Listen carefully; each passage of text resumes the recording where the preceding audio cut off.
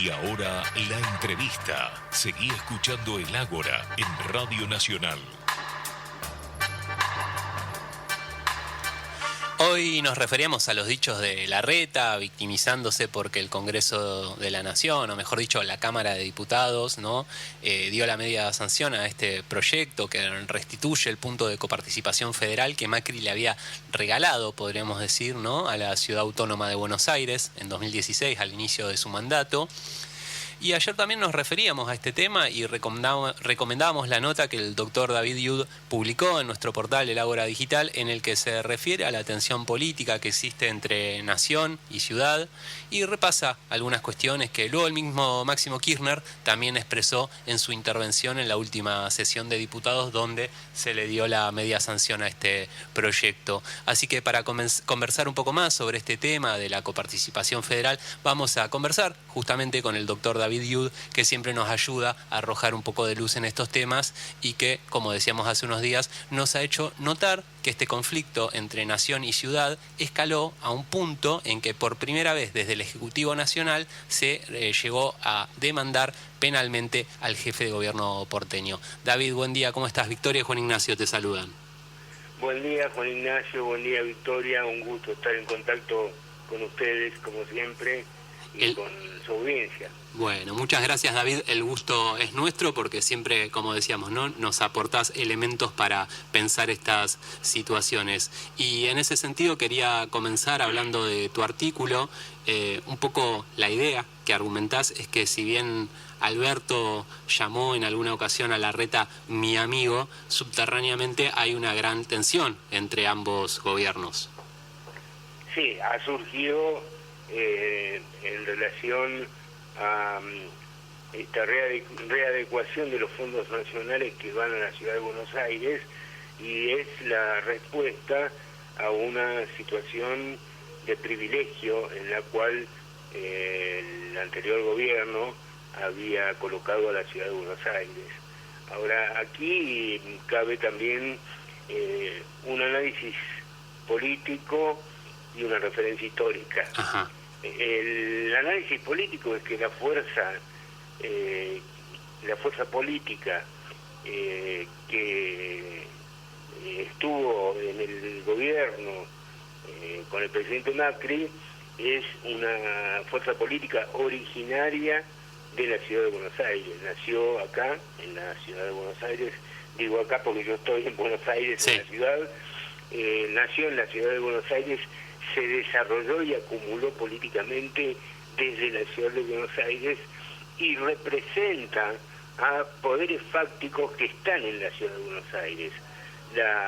El PRO expresa a los sectores económicos muy concentrados, la banca, los medios periodísticos, los exportadores, las enormes empresas, sí, expresa esos sectores. Macri, llegado a la Casa Rosada, generosamente abrió la mano del Estado para darle fondos a la Ciudad de Buenos Aires que inevitablemente son en desmedro de las provincias. Hizo estallar este conflicto la sublevación de la policía de la provincia de Buenos Aires, sí, pero si no hubiera sido por eso, hubiera estallado de todos modos. La verdad es que hoy tenemos una reedición de un conflicto que estaba cerrado hace 140 años, cuando se produjo la federalización de la Ciudad de Buenos Aires, y que tuvo las mismas raíces políticas, porque lo que ocurría en ese momento es que las fuerzas concentradas, lo que vulgarmente llamamos la oligarquía, sí, de la provincia de Buenos Aires de aquel entonces, quería al mismo tiempo mantener cautivo el gobierno nacional en una ciudad que no era la capital y que territorialmente manejaba más el gobernador de la provincia de Buenos Aires que el propio presidente, y al mismo tiempo y por lo mismo no quería federalizar la ciudad, lo cual le implicaba perder ese control territorial sobre el asiento del gobierno. Los derrotó Roca. Roca llegó al poder en las elecciones que se hicieron en abril de 1880. Eran elecciones por colegio electoral, recuérdenlo. Sí. Roca creo que obtuvo 170 electores porque ganó en todas las provincias. Ajá.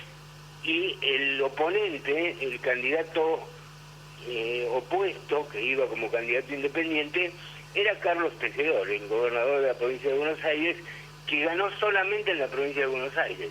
Claro. 70 electores. Lo que Roca no quería era hacer gobierno en las mismas condiciones que lo había sido Avellaneda, de quien él era ministro de Guerra, y que estaba maniatado por los poderosos de la ciudad de Buenos Aires. Por lo tanto, él quería la federalización. No vamos a extendernos acá sobre las incidencias de ese proceso, pero solo voy a decir que fue una guerra civil de un mes de duración, del 28 de mayo hasta el 30 de junio, que hubo combates en el Puente Alsina, en Barracas, en Mataderos, en Luján, y que murieron 3.000 personas en esos combates. Y lo curioso de esto es que el discurso de ayer de Rodríguez Larreta revive el enfrentamiento entre la ciudad de Buenos Aires y las provincias. Me parece una necedad directamente. O sea, si uno escucha el discurso de ayer, Larreta ayer dice: nos quieren dejar sin policía. Está asustando al vecino de la ciudad de Buenos Aires, haciéndole creer que los malos de las provincias que ayer votaron en el Congreso esta ley, quieren ponerle rodillas a la ciudad de Buenos Aires. Utilizó la frase ponerle rodillas a la ciudad de Buenos Aires. Sí, incluso habló de que le querían quitar la autonomía y que una diputada lo había dejado traslucir eso en su discurso. Sí. De todos modos, yo no creo que sea reversible la autonomía, pero lo que sí es reversible es que la ciudad de Buenos Aires sea capital del país. Eso sí es reversible.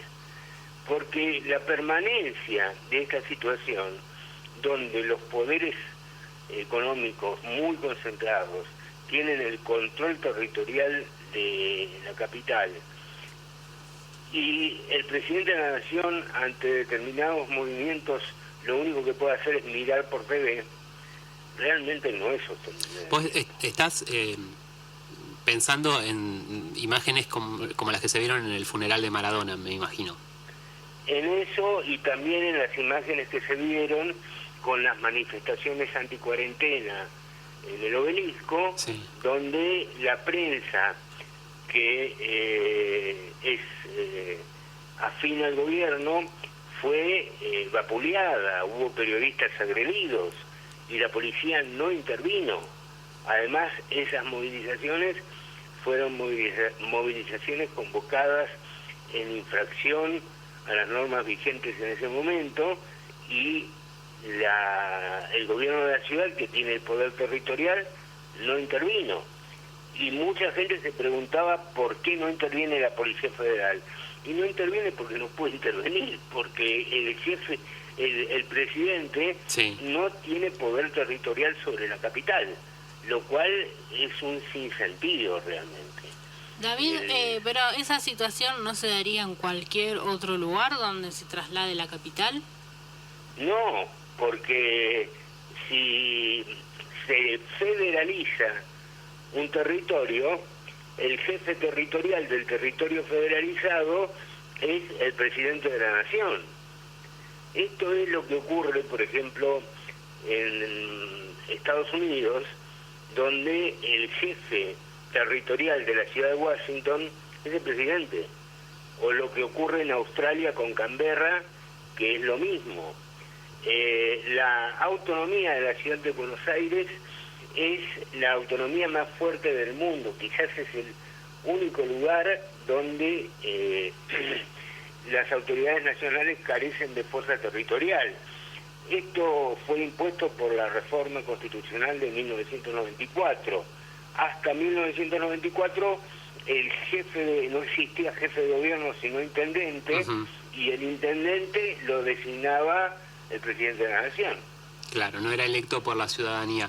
Pero, exacto. Por ejemplo, a ver, retomando el proyecto de Alfonsín del 87, si no recuerdo mal, en el que vos haces referencia a la nota, y que quien recuerde habla de hacer justamente un distrito federal con los territorios de los partidos de Carmen de Patagones, del sur de la provincia de Buenos Aires, y con lo que sería Viedma, la capital de Río Negro, y generar un distrito ahí que sería justamente la capital. Quien viva ahí no votaría entonces intendente o gobernador. No, gobernador desde ya que no, porque esos territorios han sido cedidos por ley, tanto de la provincia de Buenos Aires como de la provincia de Río Negro, y esas dos leyes están vigentes. Por lo tanto, esos territorios dejan de pertenecer a las dos provincias. La provincia de Río Negro tiene que mudar su capital, así como la provincia de Buenos Aires mudó su capital de la ciudad a La Plata en 1880. Bueno, si se concretara, la provincia de Río Negro tendría que mudar su capital. Y si se concreta en cualquier otro lugar del país, lo mismo. Pero la esencia del asunto es que la capital del país no puede ser un distrito densamente poblado y además simultáneamente la capital económica del país, porque eso es levantar crear las condiciones para una presión constante de quien maneje políticamente ese distrito sobre las autoridades que son electas por todo el país. Este es el problema. Por eso, cuando se sanciona la Constitución de los Estados Unidos, se establece en la propia Constitución que la capital tenía que ser un distrito federal en territorio que cedan algunos estados. Cuando se sanciona la Constitución de los Estados Unidos, la capital era Nueva York. Y Nueva York era el principal puerto del país y la sede de las principales empresas del país. Y los constituyentes de los estados no quisieron saber de nada con qué siguiera siendo la capital del país.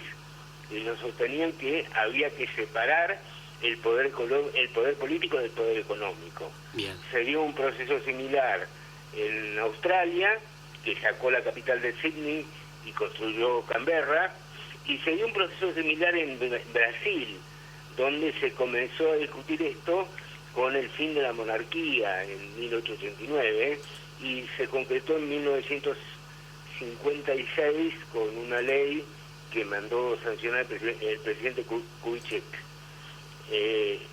Hay otros países también que no son muchos, pero hay otros países que han construido ciudades administrativas para la capital.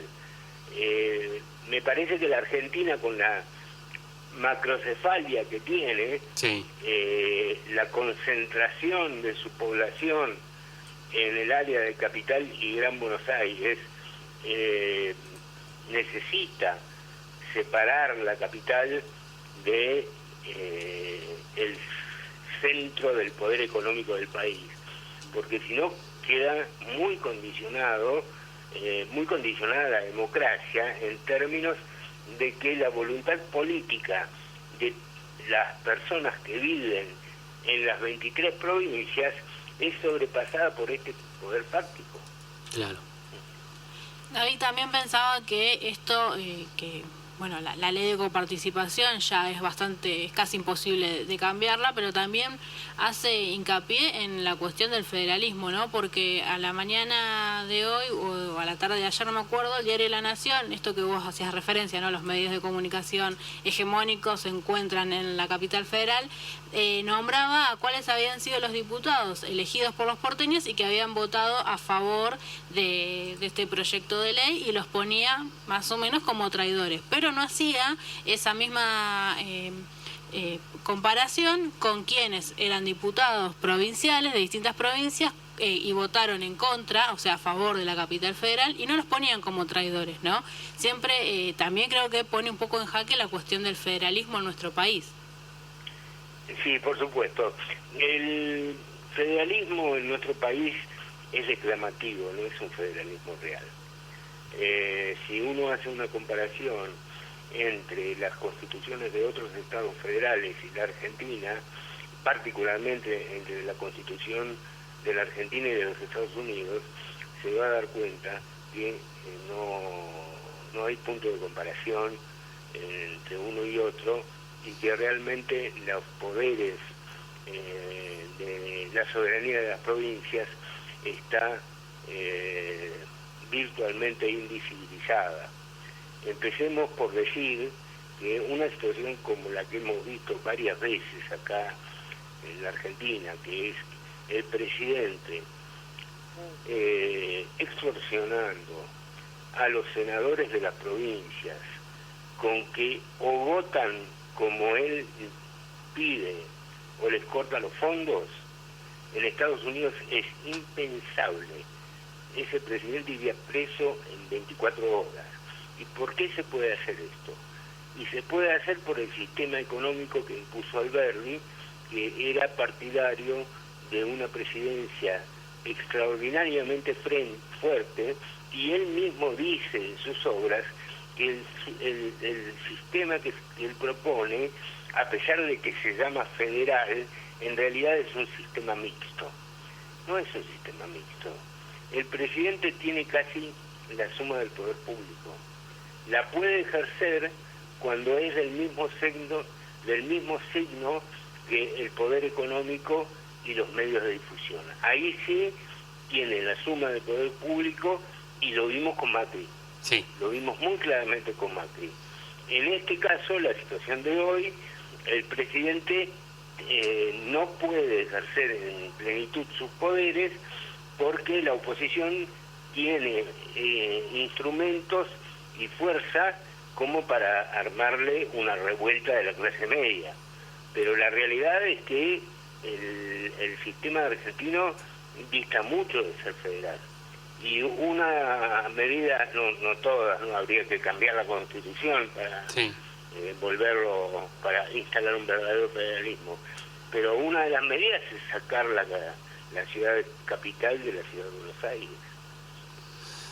Sí, la verdad que comparto lo que decís, pero lo veo poco factible con esta dificultad que está teniendo el gobierno para llevar adelante las iniciativas que, bueno, por suerte en las últimas semanas ha retomado un poco la iniciativa con esta media sanción, con la del aporte solidario extraordinario, con el envío del proyecto de IVE al Congreso, pero lo veo difícil. David, nos queda un minuto y yo te quería consultar. Esto ya tiene media sanción, ahora va al Senado nuevamente, donde el Frente de Todos tiene una mayoría holgada y presumo que se le va a aprobar esta ley en breve. ¿Qué pasa con este recurso de ir a la Corte Suprema? Bueno, queda en manos de la Corte. La Corte es realmente el poder más fuerte de la nación en esta circunstancia. Y observemos que la Corte es el único poder que no es electo por el pueblo. Claro. Tiene otro mecanismo, la designación de los jueces de la Corte, pero bueno, ellos tienen la última palabra en cuanto a qué va a pasar con los fondos de la ciudad. Tampoco han resuelto en forma definitiva el tema de estos jueces Bruglia y Bertuzzi. Sí.